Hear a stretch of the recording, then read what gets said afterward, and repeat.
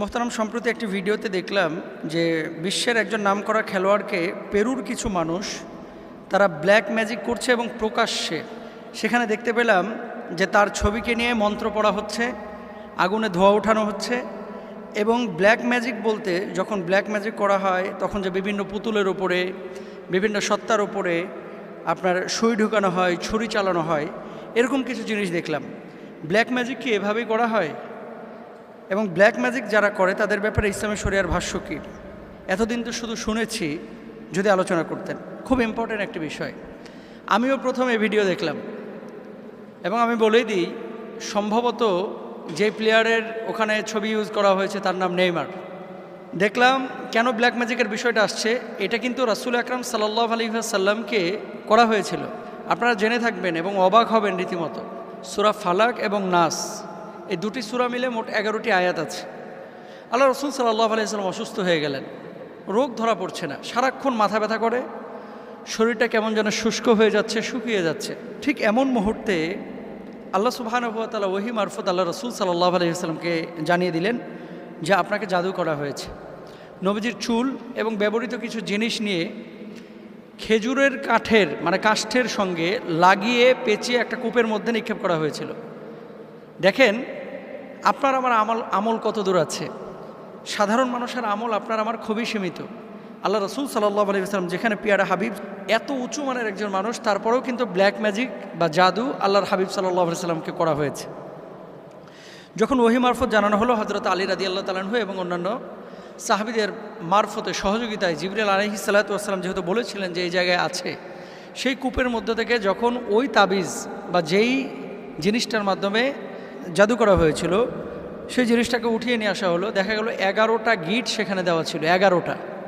এবং আল্লাহ সুবহানাহু ওয়া তাআলা দুটি সূরা নাজিল করলেন, সূরা ফালাক এবং সূরা নাস। দেখেন আল্লাহ সুবহানাহু ওয়া তাআলা বলছেন, কুল আউযু বিরাব্বিল ফালাক মিন শাররি মা খালাক ওয়া মিন শাররি গাসিকিন ইযা ওয়াকাব ওয়া মিন শাররি নাফাসাতি ফিল উকাদ ওয়া মিন শাররি হাসিদিন ইযা হাসাদ, এবং সূরা নাসের আয়াতগুলো একটা একটা করে আয়াত পাঠ করা হলো। আর 11টি গিটটি যে গিট দেওয়া ছিল এগুলো ঠাস ঠাস করে খুলে গেল। সুবহানাল্লাহ। নবীজি সাল্লাল্লাহু আলাইহি ওয়াসাল্লাম মুক্ত হয়ে গেলেন ব্ল্যাক ম্যাজিক থেকে বা জাদু থেকে, সুস্থ হয়ে গেলেন।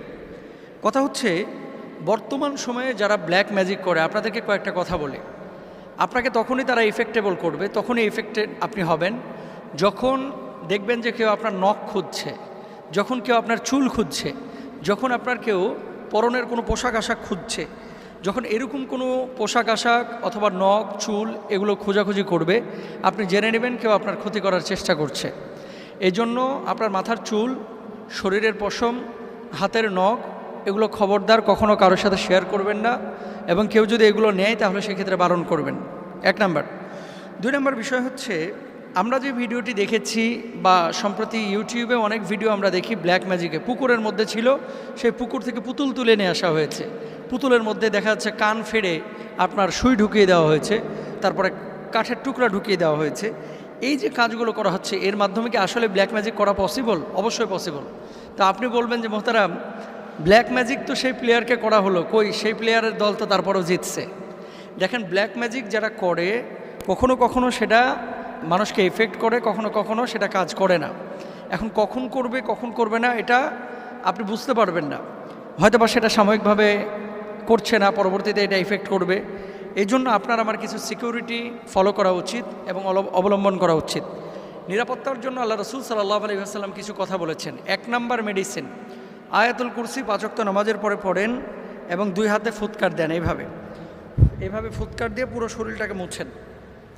শোয়ার সময় যখন আপনি ঘুমোতে যাবেন, ঘুমানোর সময় বিছানাটাকে পবিত্র করে শরীরটাকে আয়াতুল কুরসি পড়ে বন্ধ করে তারপরে আপনি এখানে ঘুমোতে যাবেন। 2 নাম্বার গেল। 3 নাম্বার আরেকটি বিষয় রয়েছে, এখন মোবাইল বা এই যে স্মার্টফোন সবার হাতে হাতে কিন্তু আপনাদের আছে। সূরা বাকারাটা যদি আপনি সশব্দে চলমান রাখেন বাড়ির মধ্যে, ঘরের মধ্যে, তাহলে আপনার এখানে ব্ল্যাক ম্যাজিক বা জিনের ইফেক্ট এগুলো সাধারণত আপনাকে ক্ষতি করতে পারবে না। এটা গেল। সবচেয়ে বড় বিষয় যেটা, পবিত্র জীবনযাপন করতে হবে। পবিত্রতা 2 ধরনের, একটা হচ্ছে আন্তরিক পবিত্রতা আর একটা হচ্ছে শারীরিক পবিত্রতা।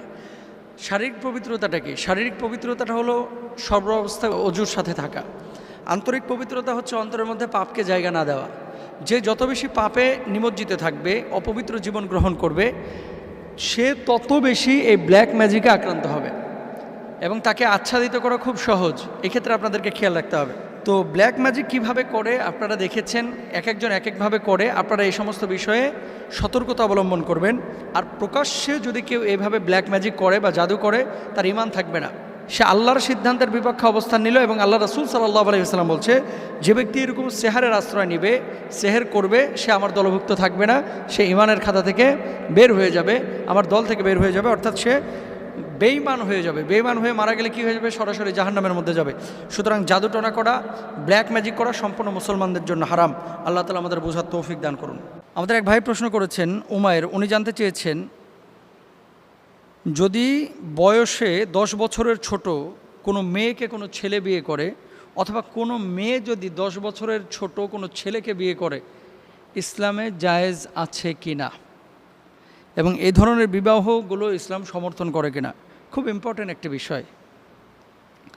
দেখেন, আল্লাহ সুবহানাহু ওয়া তাআলা পবিত্র কোরআনুল কারীমের মধ্যে বলছেন, ফানকিহু মা তাবা লাকুম মিনান নিসাই মাসনা ওয়া সুলাসা ওয়া রুবা।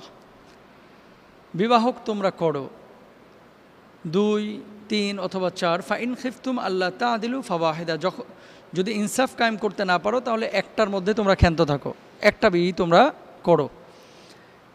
এখন বয়সের বিষয়টা, আম্মাজান খাদিজাতুল কুবরা রাদিয়াল্লাহু তাআলা আনহার থেকে নবীজি বয়সে প্রায় 15 বছরের ডিস্টেন্স ছিল। তো আম্মাজান খাদিজাতুল কুবরা রাদিয়াল্লাহু তাআলা আনহা আল্লাহর নবী সাল্লাল্লাহু আলাইহি ওয়াসাল্লামকে বিয়ে করেছেন। বয়সে ছোট যে কোনো ছেলে অথবা মেয়ে একে অপরের সাথে বিবাহ বন্ধনে আবদ্ধ হতে পারে, কোনো সমস্যা নেই। বাংলাদেশে এটা আগে ছিল না, এই বর্তমান বাংলাদেশে এখন দেখা যাচ্ছে, বিশেষ করে কিছু টিকটকার এবং অনলাইনে কিছু ভাইরাল পোলাপান চুলে পাঙ্কু কাটিং মারে, চেহারা সুরতের মধ্যে কোনো সিরি নাই, তারপরে ভ্রুতে কেচি ঢাকায়, কানের মধ্যে দুল লাগায়, হাতের মধ্যে ছুরি লাগায়, মানে একেবারে ইসলামের ন্যূনতম শায়ার ওদের ভিতরে নেই।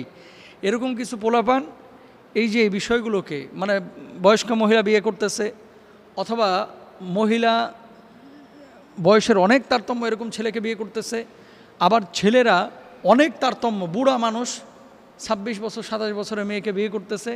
শিল্পপতি দেখেছে মেয়ে বিয়ে করেছে। ইসলামের শরিয়ায় কিন্তু এগুলো হারাম না, এটা জায়েজ। সামাজিক দৃষ্টিকোণ থেকে অনেকে এটাকে খারাপ মনে করে। আবারও বলি, ইসলামের শরিয়ায় এটা কোনো সমস্যা নাই। বিশেষ করে ফেসবুকে আপনারা যাদেরকে দেখছেন এখন, ইসলামের শরিয়া অনুযায়ী তারা হালাল কাজ করেছে, কিন্তু শরিয়া বহির্ভূত অনেক কাজ করতেছে।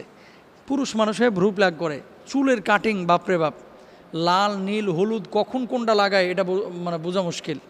বুড়া মানুষ, আপনি বিয়ে করেছেন যুবতী, আপনাকে কে বলেছে উন্মুক্ত করে এভাবে প্রদর্শন করতে? আমেরিকায় থাকতেছে, বাংলাদেশে থাকতেছে, সিঙ্গাপুরে থাকতেছে, বুড়া মানুষ এই যুবতী মেয়ে বিয়ে করে পেজ খুলে ফেলছে। এখন এই পেজে বুড়া আর বুড়ি, এই বুড়ি আর জোয়ান, অথবা জোয়ান যুবক অথবা যুবতী, এরা ওই যে ক্যাপল ব্লগ করতেছে। এটা সম্পূর্ণরূপে হারাম, নিষিদ্ধ। এই কাজ আপনারা করবেন না। কারণ নিজে বিয়ে করেছেন, নিজের বউকে নিজে দেখেন। রাত্রিবেলায় নিয়ে এসে আপনি অন্যজনকে এই যে বারবার প্রমোট করতেছেন, আর আপনারা প্রশ্ন করতেছেন যে আপু আপনার বয়স তো মাত্র 24 বছর, কেন এই বুড়া বেটারে আপনি বিয়ে করছেন? ওই বুড়া বেটারে কেন বিয়ে করেছে? ওই চোখ যদি ওই মহিলার চোখের জায়গায় তোমার চোখ থাকতো, তাহলে তুমি বুঝতা। ইসলামের শরিয়ায় বিধিনিষেধ নেই, কিন্তু সামাজিক দৃষ্টিতে এই কাজগুলো কিন্তু হারাম। বিয়ে করেছেন, পর্দার মধ্যে রাখেন। বিয়ে করেছেন, নিজের বউকে নিজেই দেখেন। বিয়ে করেছেন, নিজের বউকে একটু সেভে রাখেন। উন্মুক্ত করে ক্যাপল ব্লগ করে, আমার তো মনে বলতেছে এটা একটা বিজনেস হয়ে গেছে এখন। কারণ মানুষের একটা কিউরিসিটি তৈরি হয়, হায় রে এত সুন্দরী একটা মেয়ে এই বুড়ে বেটারে বিয়ে করছে, হায় রে এত সুন্দর একটা ছেলে এই বুড়ি মহিলারে বিয়ে করছে। নিশ্চয় এখানে কোনো কিন্তু আছে।